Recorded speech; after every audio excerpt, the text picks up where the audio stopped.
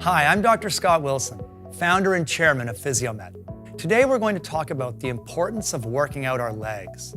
We've all heard about the importance of core strength, but did you know that lower body strength is key to maintaining a well-rounded physique? Here with me today is Dr. Jason Lemieux of Physiomed Oakville. He's going to walk us through an effective leg workout and explain why skipping legs is a big mistake.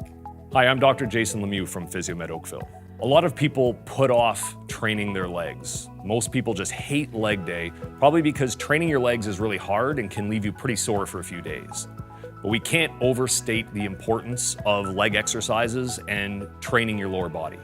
In 2010, there was a study in the British Medical Journal that showed single leg balance time and lower body power are actually associated with longevity.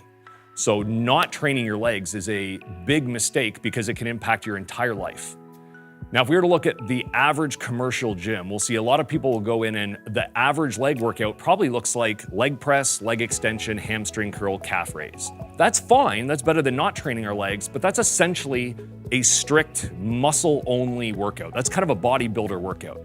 We want to try to take a little more of a movement pattern emphasis when we're training legs, because I don't just want to get good at exercise. I need my exercises to make me better at life, to help prevent injuries and extend my longevity. So we're going to break up leg workouts into 3 main exercises. Your lower body as a human being, essentially squats, deadlifts, and lunges in real life.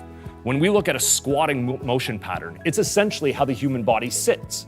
If you go to any non-industrialized country in the world, you're going to find senior citizens that can, with their heels on the ground, sit into a full squat for a prolonged period of time. Now in North America, we're used to sitting with our hips and our knees at 90 degrees, and we get robbed of that range of motion. So squatting in the gym is not just about being able to become better at the exercise, it's about being able to become better at that fundamental movement pattern of sitting. Deadlifting has a pretty ominous sound to it. It can put a lot of people off because it sounds like a dangerous exercise. But deadlifting is one of the most fundamental movements we can have as a human being. We can even just refer to it simply as hip hinging. In a deadlift, I'm going to essentially stabilize my spine as I hinge from my hips to lift an implement from the floor, whether it's a kettlebell, a dumbbell, a barbell.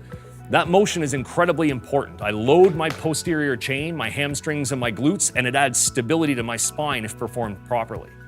The reason that that's so important is we pick stuff up for our entire life. So that movement pattern of deadlifting this kettlebell and demonstrating good spinal control should be essentially the same movement pattern I demonstrate when I pick up my phone or my keys.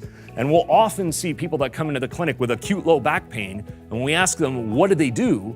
The answer is nothing. And nothing's usually followed up by, I just bent over to pick up a pen, or they did nothing, something very innocent. And we can almost guarantee that that motion was very little hip mobility and lots of movement from their spine, which triggered their low back pain. And that person may be able to perform a correct deadlift, but they haven't made the link to why that exercise should be used in the rest of their life. When we finally come to the lunge is the human body's way that it interacts with the ground. So if I'm actually going to come to sit on the ground or lay on the ground to perform an exercise or do some gardening, lunging is the most efficient way for me to come up and down. We'll oftentimes see people pick the wrong movement pattern for that action, and they will squat their way all the way to the ground. Now, can you do that? I just demonstrated it. But we'll see that that's a very knee-dominant motion, and a lot of our patients will come in with knee pain as a result of it. So if we can get better at the exercise and use that in real life to lunge our way up and down from the ground, we're gonna have stronger legs, which might help improve our longevity, and we're gonna be less likely to get hurt.